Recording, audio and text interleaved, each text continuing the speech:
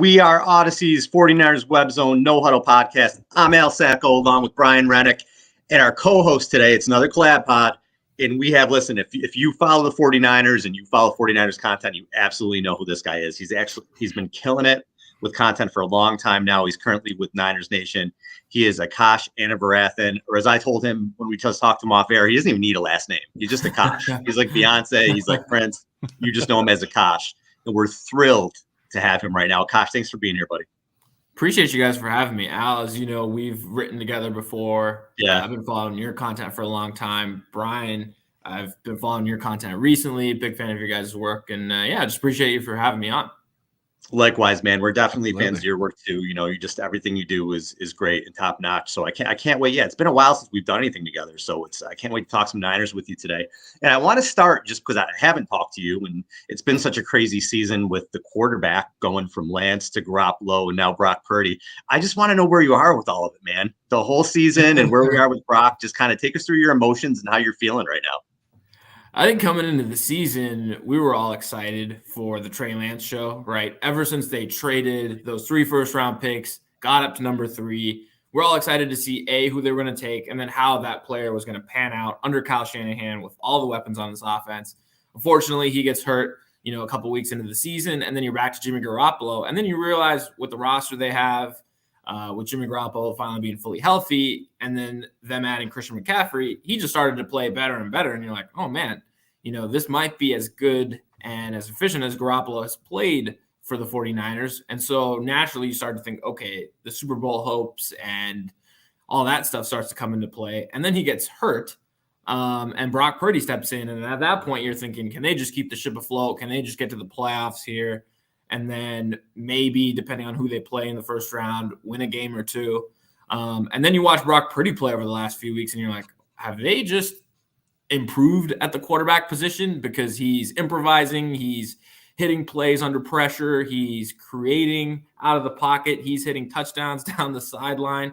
And it's just been an absolute roller coaster. And I think you just take it week for week. And with Brock Purdy now, you just see, okay, can he do it again? He's done it 2 weeks, right? He stepped in. He showed what he can do against the Dolphins. He prepared for a Todd Bowles defense and passed that test. And now the next test is, can you go on the road to Seattle, short week, up against a Pete Carroll defense, and can you be efficient once again? And so I feel like we're just taking it for, what it is at this point and just enjoying the ride, because it's been a hell of a season.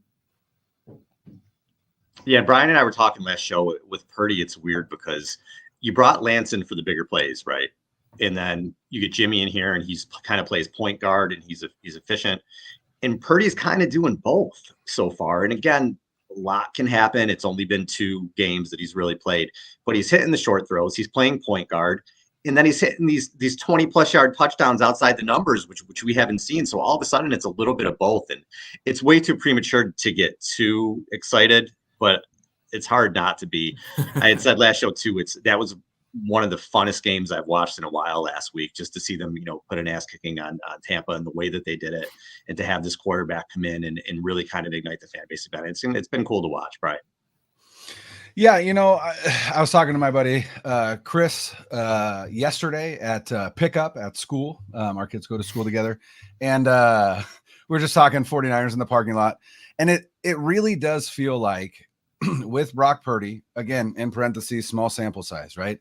You always got to say that. It's not trying to be a wet blanket, right? We'll leave that to Al. But Al has been a damp blanket this year, which is great. That's awesome, right? But it really feels like Jimmy Garoppolo's game has a giant hole, and Trey Lance's game has a giant hole. Garoppolo's game, his hole is mobility and playmaking. Doesn't have any of it, right? He's a statue in the pocket. If the play breaks down, he's either taking a sack, throwing an interception, or very recently throwing the ball away, which has been a huge development, right? And you're like, the fact that we have to cheer that on, I think, tells you a lot about kind of where his game has been. But and then with Trey Lance, all the physical tools are there. It's just a complete lack of experience and a complete lack of playing time over the past really 3 years, which is crazy to think about. But then in comes Brock Purdy, who has the mobility and the playmaking that Jimmy Garoppolo doesn't, who can extend the play, keep the play alive, or even salvage a bad play call. And he has the experience of 47 starts at a Power 5 school that allows him to really not have the moment be too big for him. That's the biggest thing for me, was stepping in against the Dolphins and then, stepping in your first start against the GOAT, right, in his homecoming, and to go out and perform the way that he has. And so, again, small sample size, but it really feels like a marriage of the two players. The only thing that worries me with Brock is the physical limitations, but we really haven't seen those physical limitations limit him so far in the 2 games that he's played. So, this offense doesn't need Josh Allen. It doesn't need Patrick Mahomes. It doesn't need someone with a rocket launcher attached to their shoulder. It needs somebody that's willing to make the plays down the field and has enough arm to get there, like a Matt Ryan, right? Does Brock Purdy have more of a Matt Ryan arm? Probably. And Matt Ryan might have a better arm a little bit, but we're also comparing Matt Ryan in 2018 versus, earlier in his career when he's starting to go down a little bit. So that's the thing that's most exciting is, hey, here's a guy who marries the 2 things together. And so we're going to get a large sample size from him moving forward. He's going to play the rest of the way. He's going to play in the playoffs, right? And we're going to get a good idea of who he is. And as we stated earlier, Al, I would love to have the problem of what do we do with these 2 young quarterbacks who we believe both need this team. I'm down to have that problem. We got a long off season to talk about that. So, hopefully it'd be a good problem to have. So Akash, you see what's happened with the team over the last 2 weeks, and then you kind of look at the NFC as a whole, which other than Philly, does anybody really scare you? And I think the Niners would be the number 2 team there. Have your expectations changed at all for this team going into the playoffs? Like going in there and taking a look at the field and what it's going to be, what do you think this team can do moving forward as they get into January? Absolutely. And as you guys know, I love Football Outsiders DVOA. And basically it looks at success on like a per play basis and just looks at how that is compared to your opponent based off of where you play, based off of game situation. So it looks at, all those type of things and looks at how efficient you are. And since week 10, 49ers are number 1 in total team DVOA by a wide with margin. A bullet. Yeah. And, right now I'd say hottest team in the NFL. I mean, they've won 6 straight. They are averaging like 29 points per game in that span. They're only allowing 11 points. So not only are they winning, I mean, they are kicking people's ass as they're doing that. And I think the addition of Christian McCaffrey has just completely changed this offense and how Kyle Shanahan now attacks defenses. And then defensively, they've been doing this all season. They had a couple games, right, between Atlanta and Kansas City where they struggled, but seems like they've gotten back on track. And now Eric Armstead's healthy and their defense is firing on all cylinders. So I don't think there's necessarily a team in the NFC that worries me. Philly, extremely talented. They have an MVP candidate in Jalen Hurts. They're talented in the trenches, right? Offensive line, defensive line. They're stout. And, assuming they get home field advantage, having to go play in Philadelphia in that weather against that fan base probably is a tall task. But I would take my chances just given the fact that Nick Sirianni and Jalen Hurts haven't necessarily been in that situation. Whereas Kyle Shanahan, this team, they've been through the ringer multiple postseasons now. They've won road playoff games. They know what it takes. And then the Cowboys don't necessarily scare me either. Just, again, coaching staff, their offense has been kind of up and down. It's been somewhat of a roller coaster. I know they've been more of a defensive-led team. And given the fact that they're going to be a wild card, right, the 49ers had to go through this last season. Winning consecutive road playoff games just takes a toll on your team. And I feel like that's where Cowboys would probably run into some issues, assuming, they don't win that division and have to go on the road to Tampa Bay, on the road to Philly, et cetera, et cetera. So I take the 49ers chances, especially if Brock Purdy's going to play this way and he keeps up, his level of play. I mean, it's hard to find a weakness on this team. Right now, you'd think, okay, it's just Purdy's inexperience, but he continues to just answer every test you throw in front of him. So with that said, I take my chances. And pretty consistently, it feels like those three are kind of your NFC contenders. So do you guys know the last team with one loss or less to win the Super Bowl? Do you know who that is? Oh man, probably. I'm just throwing this. So I heard this today. Super Bowl. To win the Super Bowl, I heard this today. Philly looks like they're probably going to go 16-1. If you look at their schedule, maybe they'll get 2 losses. But if they go 16-1, the last team. So you had, just think of some teams, 15-1. There was. The Panthers were 15-1 a few years ago with Cam Newton, and they lost. You had the 16-0 Patriots who lost. The Packers were 15-1 one year, and I think they lost. In one of the years they lost to the Giants. The last team with one loss to win the Super Bowl was the 85 Bears. The 84 Niners also did it, and the Raiders were 13-1 in the 70s, and they did it. So just because you go through the regular season guns blazing with one loss doesn't mean really anything. But the one thing that scares me about Philly, I think, right now, and we'll see as the season goes on, the Niners are really banged up on the interior of their defensive line right now. Good point. Philly can run the hell out of the ball. Philly's the one team, definitely in the NFC. AFC, you got your Allen and Mahomes and Burrow, so anything can happen there. It's a different challenge. Yeah, exactly. 100%. Just having that QB is a different type of challenge. But what Philly can do, as well as Hurts is playing, their offensive and defensive lines can play with the Niners' offensive and defensive lines. Philly's got the best offensive line in the league. They're loaded on the D line, and they had a problem stopping the run. And they go out and they sign, Sue and Joseph to help out them. So they're the one team that I think can, I don't want to say out physical the 49ers, but at least compete with their physicality. And that scares me. But when I look at the NFC, I'm not scared of any of the teams that are going to get in the wild card, the Giants, the Commanders, the Lions, who I love. I'm loving this story, but I'm not scared of them. Seattle, I think they're turning back into a pumpkin. I'm not afraid of the Vikings. We've seen, I think they're frauds.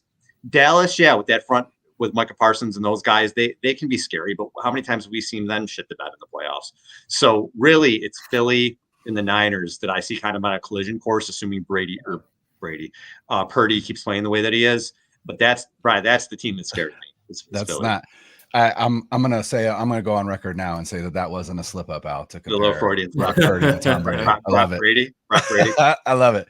Akash, one of the reasons why I started following you in the first place, because you share your love of numbers that I do.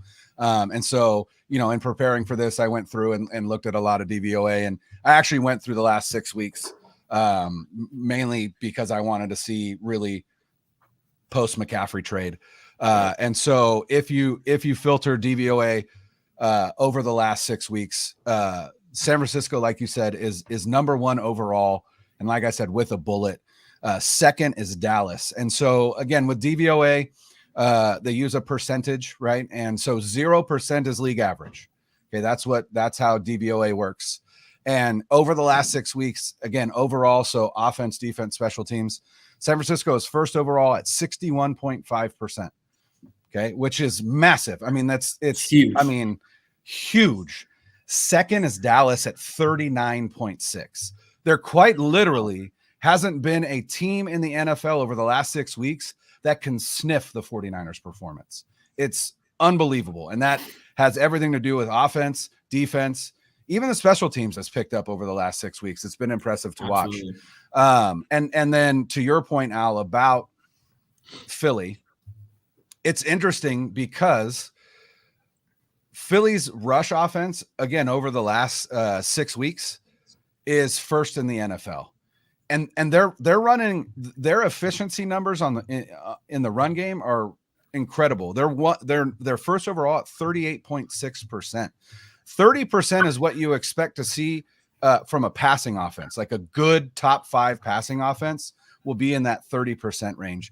They're in that range with their run game. And so it really is, they are head and shoulders better than anybody else running the ball in the NFL. And a lot of that has to do with Jalen Hurts. And so the big thing for me, this defense in the past has shown a distinct struggle against mobile quarterbacks. And you look at the games where the defense struggled this year. We highlighted specifically Atlanta and Kansas City. Now, in both of those games, there were injuries, right? Where a lot of key contributors were out. In Atlanta, Bosa wasn't playing. Eric Armstead was out already. I believe we were missing Aziz, might have missed Dre, that game. I can't, but there were injuries. And then even against Kansas City, injuries kind of They're banged up that game. They were banged up. Yeah. And so what's interesting is that, again, this 49ers defense is, first overall in DVOA for the whole season, but also if you in just the past 6 weeks. But they've been really, really good against the run. And so if those two teams meet, it really will be strength on strength.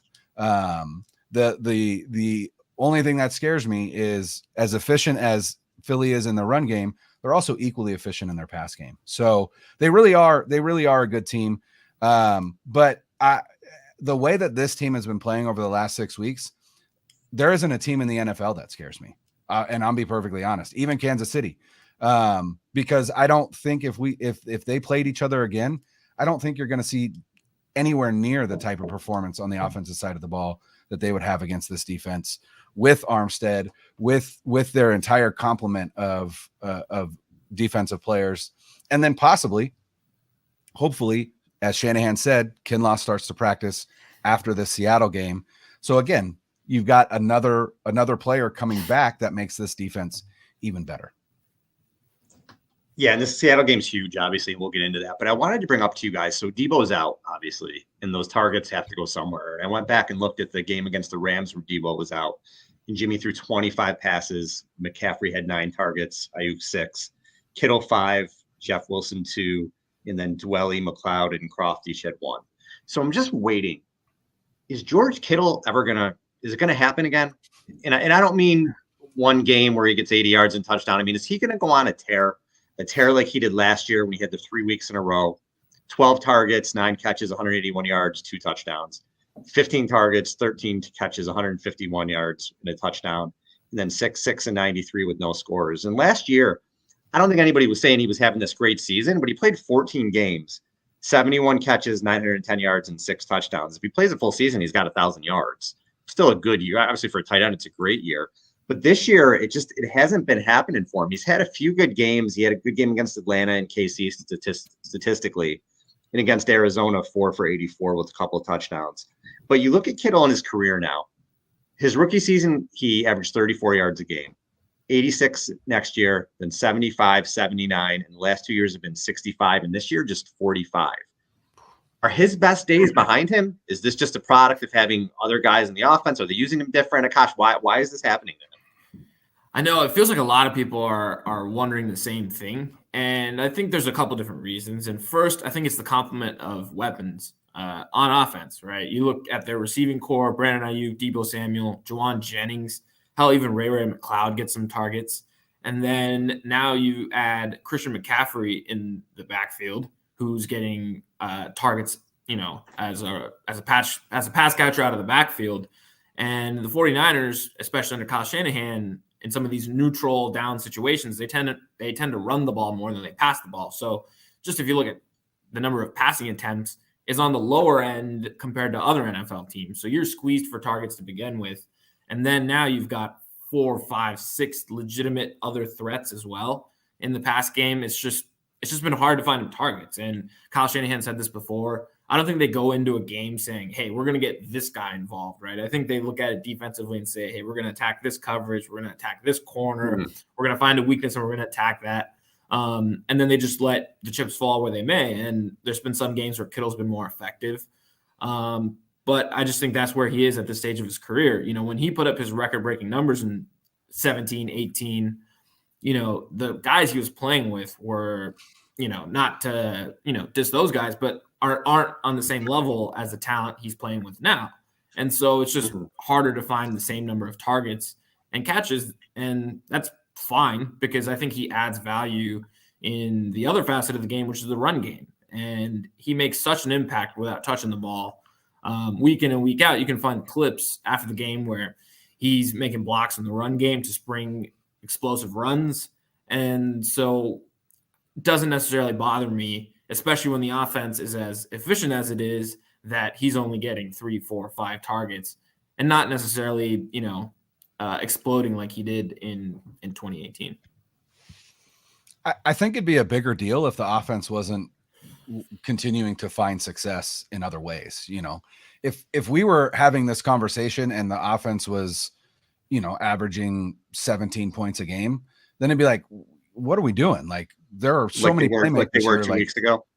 You feel good now. Were they averaging? But they weren't averaging 17 2 weeks ago. Like I mean, 21. they've had. Do you have the wah sound? Here comes the wet blanket. Wah wah. Yeah, was that regardless, right? And that was part of the and we did have that question, right? And so, I think, and I also think, more teams know what they want to do to defend this Kyle Shanahan offense, and more teams have started to defend the middle of the field more. And that is where Kittle was living when he was, tearing it up like he was. San Francisco doesn't use George Kittle like KC uses Travis Kelce. Travis Kelce is a tight end in name only, right? He is a glorified, slot receiver a lot of times. And so, he is not getting, he's not in line more than he is, lined out wide. And so, and he's the best pass catcher in their offense. He's also a better route runner. And he's a better route runner. Yeah. He is more receiver than he is tight end. And so, when you compare it to, if you look at Kelce's numbers versus any other tight end in the league, it's ridiculous how much more production he has than even the guy that's number 2, which I would assume is probably Mark Andrews. Yeah.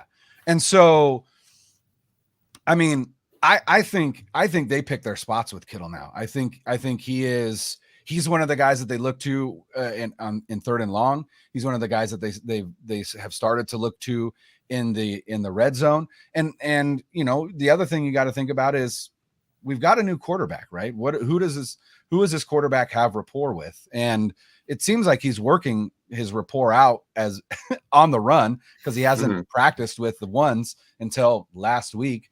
But I think there's a lot of factors that go into it.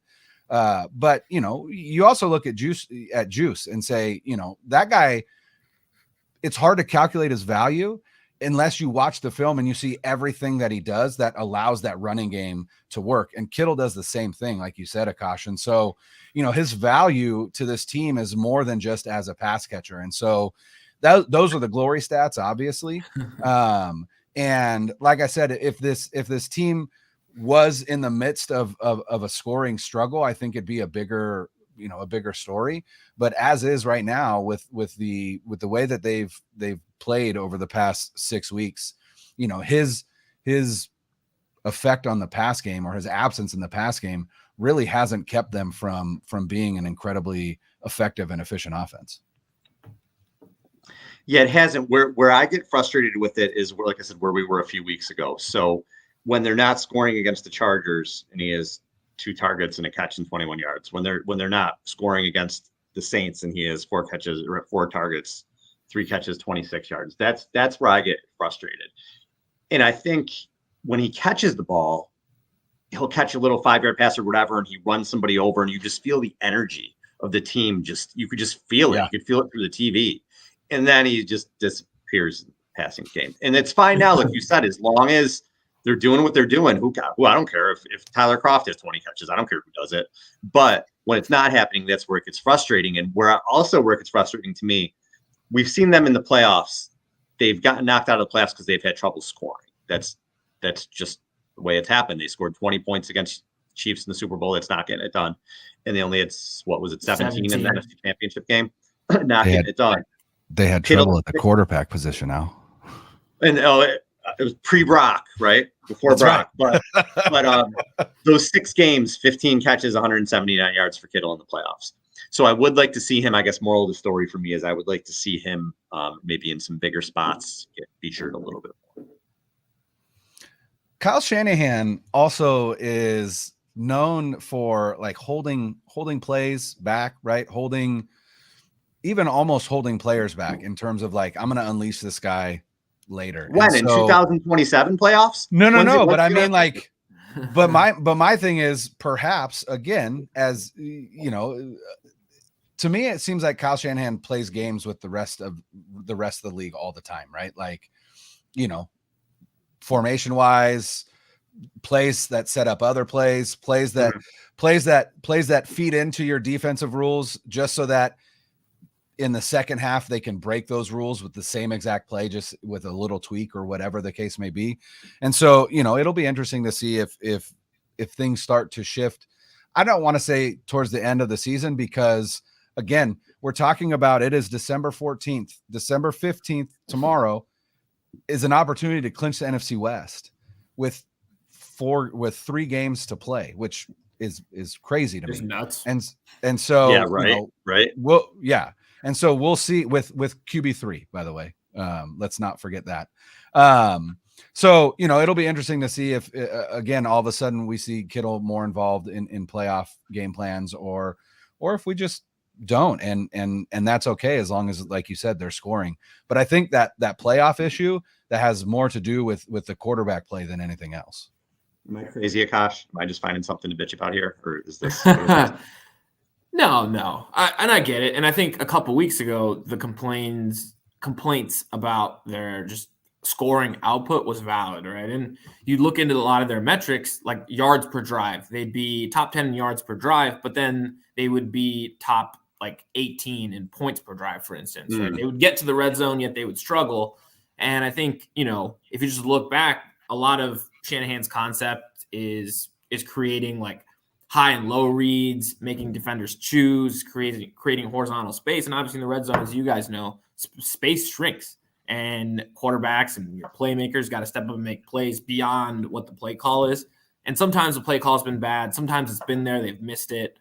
And it's just somehow when they get inside the 20s, they were struggling there for a little bit. And now these last few weeks, they've just been a little bit more explosive on offense. I mean, they scored a couple times outside of the red zone. Obviously, Brock Purdy ran one in. And so they've just found other ways to score this week. And so just that slight difference has now changed our perception of their entire 100%. Offense. Yeah. Yeah, I dubbed it the blue balls offense earlier this season, right? We'd almost get there and then just fizzle out.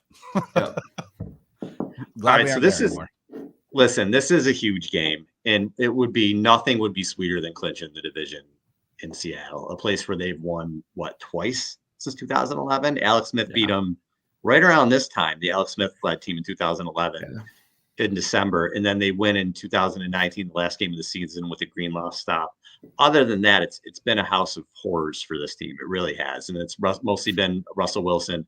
But even last year, when Wilson was struggling, they still found a way to lose to them. So this is a huge game. It's a Thursday night. You're going on the road. Purdy's banged up. Hope he plays. My God, if I got to watch Josh Johnson, I cannot physically take. My heart can't take it. I can't take it. So you got to hope that Purdy's going to play and they can get this done. I think they're going to get it done anyway, even if they don't win this week. But my God. But the stat that stuck out to me the most as we looked in this game, Akash, you put it on Twitter. I took a picture of it. I really liked it. Seahawks rushing defense the last 5 games has been atrocious. 21 for 122, 44 for 161, 40 for 283, 33, 171, and 46 for 223. So teams are just turning around, handing it off, and just running all over them. Is that the key to the game? Absolutely, that's the key to the game. And their rushing defense was okay in the first half of the season. I mean, in the back half, so since week 10, right, Brian's was talking about the last 5 weeks or so, they're 32nd in yards per carry allowed. They're 30th in run defense DVOA. They're 31st in EPA per play against the run and 30th in success rate against the run. So just bottom 3 run defense over the last 4 or 5 weeks. They're missing a couple of key defensive linemen. I think Al Woods isn't playing. And so they've been susceptible. And, part of it is, they're giving up a lot of yards. But if you look at it, Tampa Bay ran the ball for 44 times.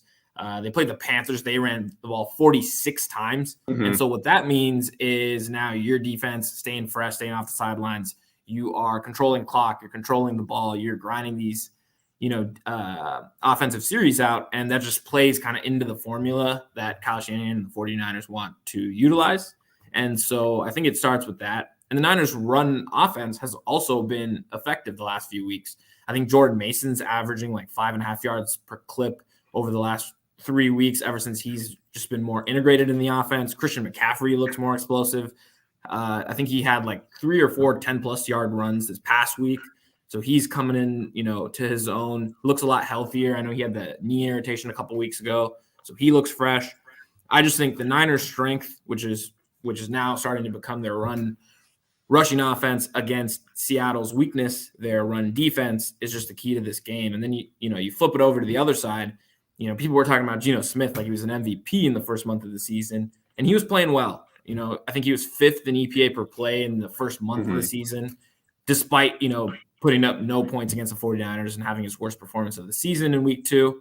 But in the back half of the season, in the last 10 weeks, he's fallen to 18th in EPA per play. He's a lot more just pedestrian. He's been turning the ball over a little bit more, and they've been more reliant on him as a thrower, and that just hasn't necessarily worked out. I know they get Kenneth Walker, their stud rookie running back this week, so that'll be a point of emphasis. But I just think Seattle kind of peaked, and they're trending the wrong way. And the Niners are just, like I said earlier, they're the hottest team in football, playing their, the best. Assuming Brock Purdy's a go, I feel like the 49ers should be able to handily win this game. I know things get weird when they play Seattle. I was there last year in Seattle, and, there was like a fake punt. Jimmy Garoppolo threw some back-breaking interceptions to Bobby Wagner. It went to overtime. It was just a weird game, and weird crap always happens against the Seahawks. But I just think the Niners are the better team. They're trending the right way. They know what's at stake with, the NFC West on the line. I just think they come out and take care of business. Yeah, I was listening to Robert Mays' The Athletic Football Show. By the way, Al, I did make it on to the mailbag episode. Oh, did they play your question? Good for you, man. Voicemail's on there, so I'm pretty excited. You're moving up in the world, Brian. That's right. Brian Rennick, part of The Athletic Football Show, at least that one episode. But he had Mike Sando on, and they do a Monday morning hangover, and they were talking specifically about Seattle. They were talking about the storylines that we thought could go through the rest of the season, and then turns out that they haven't, right? And one of them was Seattle and the success that they were having. They've had 5 games, and it feels like of those 5, I think 4 have come in like the last 5 or 6 weeks. But they've had 5 games where opponents have run 40 plus times on them, which leads the NFL. And then we talked about that Carolina game last week. Carolina rushed 46 times for 223 yards. The longest run for any Panther was a 26-yard scramble from Sam Darnold. So they ran for 223 yards, and their longest run was 26. Like that's tough to do. That's in the NFL, to get over 200 yards on the ground and not have some massive run that you broke for a touchdown. It tells you that, again, they were just pounding the ball on them, and Seattle had zero answer. And then on the flip side, we talked about, Akash, you talked about Geno Smith and his meteoric rise in the first half and kind of come back down to earth in the second half. And I think a lot of that has to do with the fact that Seattle has not been able to run the ball at all over their past 6 games. In fact, again, going back the last 6 weeks, Seattle is 32nd in offensive DVO and rush offensive DVOA, 32nd at -38%, which again, average being 0%, which means that the opposing defense has a 38% advantage every time that Seattle runs the ball. They're not running it anywhere. They've got nothing. In fact, against Carolina, they had 10 running back carries for 28 yards. That was it. Damn. And so Geno Smith is not good enough to carry an offense like Josh Allen if you don't have a run game. He needs that run game to help his own efficiency, and it hasn't been there. And so Seattle is trending in the exact opposite direction as the 49ers. And so, I have no inclination that there's going to be a blowout. This is a game in Seattle against Pete Carroll. They're playing for their playoff lives, because if they don't win the West, they're likely not going to get a playoff spot. As a matter of fact, as things stand right now, they're on the outside looking in. So they're playing for their playoff lives. I'm not in the business of predicting blowouts. I thought both games the past 2 weeks were going to be close, and they weren't. And so I would rather think, hey, this game's going to be close, and then, be ready to crack a beer and not even watch the second half because, they're up 28-0 on the Bucks. But it really is. It really is. This team is exactly opposite of what Pete Carroll wants to be. Pete Carroll wants to run the ball and he wants to stop the run, and they can't do either one of those things, which is interesting. You know what I just realized, you guys? My microphone has not been plugged in this entire time. So I hope I don't sound like it when this comes on. I just looked at I'm like, my microphone is not on it. I just never plugged it in. So there you go. So if I sound like shit on this podcast, that's why. Really quick, you mentioned Mike Sando, and I wanted to throw this out there because it's just, I don't know. Stories like this, I just want to give people praise when I can. So when I first started doing this, so whenever that was 8 years ago, I don't know, but I would reach out to people just for hey, for advice, or I'm just getting started. I reached out to a lot of people. The only two people who got back to me were Mike Sando and Pete Briscoe. Awesome. The only two people. And I will always appreciate them for that. And Mike's a great dude. And you mentioned him on there. He's a great guy. He's always been willing to help or give advice or respond. Awesome. So he's one of the guys out there. If you're doing this, man, I would be willing to help anybody who reached out, because remember when you first start, you're like, what can I do to get noticed? What can I do? And Mike's a great dude. And so is Pete. So I want to throw that out there. So you mentioned the Seattle and running. Yeah. They haven't hit 100 yards on the ground 5 of the last 6 games.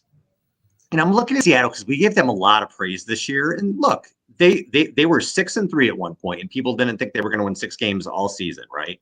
But if you really look at this, if you really go back and look now that we're that deep into the season, they beat a bad Broncos team that they only beat because they fumbled, I think, 3 times in the red zone or 2 times in the red zone or whatever it was. They beat the Lions, and they gave up 45 points in that game. They lose to the Saints, who suck. They beat the Cardinals, who suck. They beat a Chargers team who's ravaged by injuries. They beat the Giants, the Giants suck. They beat the Cardinals again, who still suck. And then they start to kind of come back to earth. They have the London game, and they lose to Tampa. And they didn't look good in that game. But you think, they go to London. Let's see. They have a bye week. And then they come back and lose to the freaking Raiders. They barely get by the Rams, who are god-awful. And starting and the Rams were starting that rookie quarterback from Virginia. Right. Bryson Perkins or whatever. Yeah. So they barely get to that game. And then Carolina runs all over them. They're 7-6. Their next 3 games are the Niners, the Chiefs, and the Jets. Yeah. You can be 7-9 real quick. They're staring at 0-3 in that next stretch. Yeah. Seriously. I think the Jets are better than them right now. So they could go away really quickly. The Niners could just cruise here. I think where the Niners have to start turning their attention to, again, knock on wood, everybody stays healthy, is the 2 seed. That's where I think we're talking, which is crazy to say because, at 3 and 4, we're like, where is this team going? But I really believe that. I think right now the Niners need to start looking towards maybe getting that 2 seed because it's attainable. And the Seahawks team, you guys mentioned Geno. You mentioned that he needs to play a little bit more within himself.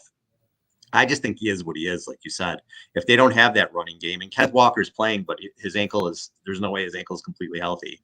So I think it's going to be tough sledding for them. And they have a defense that Carroll likes to run the ball and play defense. Right now, they can't do either. So they're definitely not doing what he wants to do. So this game is definitely set up for the 49ers to go in there. Even if they don't have, I think they could win with Josh Johnson, to be honest with you, because I think they could turn the ball and hand it off. I think this will be more of a Jordan Mason game, just because I don't think you're going to rely on McCaffrey as much on the short week. At least, they may, but I would think they try to get other people involved. And Mason has been terrific. He's averaging, like you said, Akash, over 5 yards a carry. Last 2 games, he's 8 for 51 and 11 for 56 in terms of rushes. So I think he could maybe get in a little bit earlier this time around and really put the hammer down on them and have a good night. And I can see the Niners coming through. I don't know, man. I think my prediction for this game will probably be, if Purdy plays 55-10, but if not, yes. No, I could see maybe a little bit more tough sledding because they're in Seattle. And it's a short week. I could see a 24-10 type game. I still don't see, even though I am worried about the Niners interior. I still don't think Seattle's going to be able to do much offensively because nobody has against this defense. So I'll say the 24-10 Niners. Yeah, across the stretch, I don't think anyone scored more than 17 points, and that was Mike McDaniel's Dolphins, and that included a first play home run touchdown, 75-yard. Yeah, and they gave up. What have they given up in the second half of the last 6 games?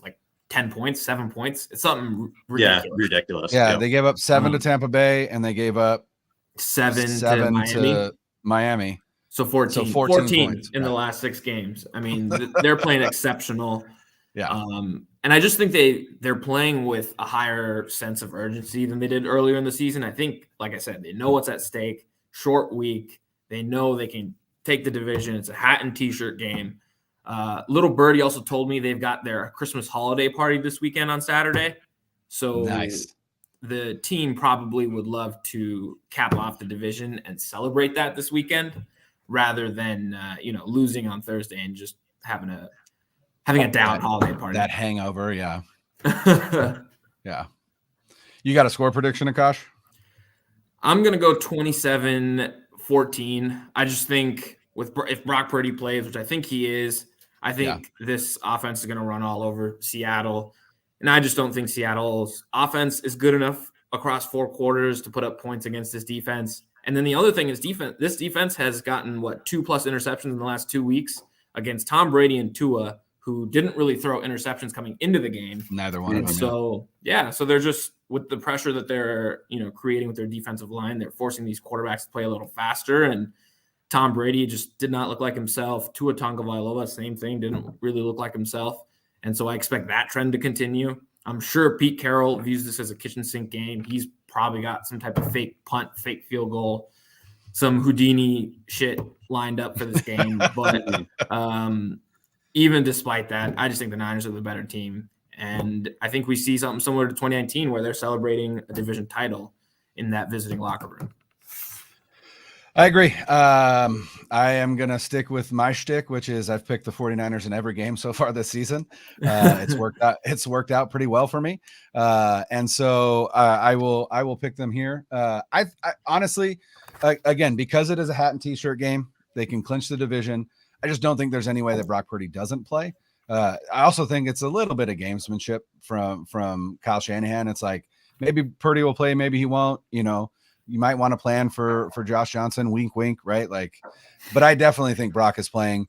And I just don't think that this Seahawks offense is going to be able to do anything against this 49ers defense. And so while I don't think the offense is going to put on a performance like they did against Tampa Bay, even though this defense isn't quite as good, although Tampa Bay's defense was beat up quite a bit, right? There were a lot of pieces missing in that defense. I don't want to paper over that.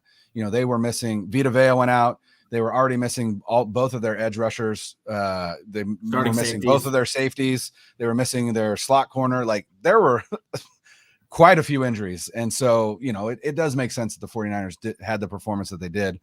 But yeah, so I'm going to go San Francisco 27, Seattle 13. So similar to Akash, I don't think Seattle's scoring 2 touchdowns against this team.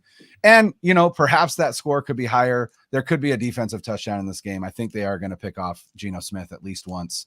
And one thing before we go, we're up against it a little bit. I did think this was interesting. We talked again, DVOA, the 49ers are far and away the number 1 defense in the NFL for the whole season, but also over the past 6 weeks. Again, they are first at minus 28.5%. Second was New England at minus 20.8, and third is the New York Jets at minus 19%. So I wanted to highlight that to say one thing that Kyle Shanahan is also good at is recognizing defensive coordinator talent and getting them on their team, because you've got DeMeco Ryans with this 49ers defense, and then you've got Robert Saleh coordinating that Jets defense. So I thought that was pretty cool.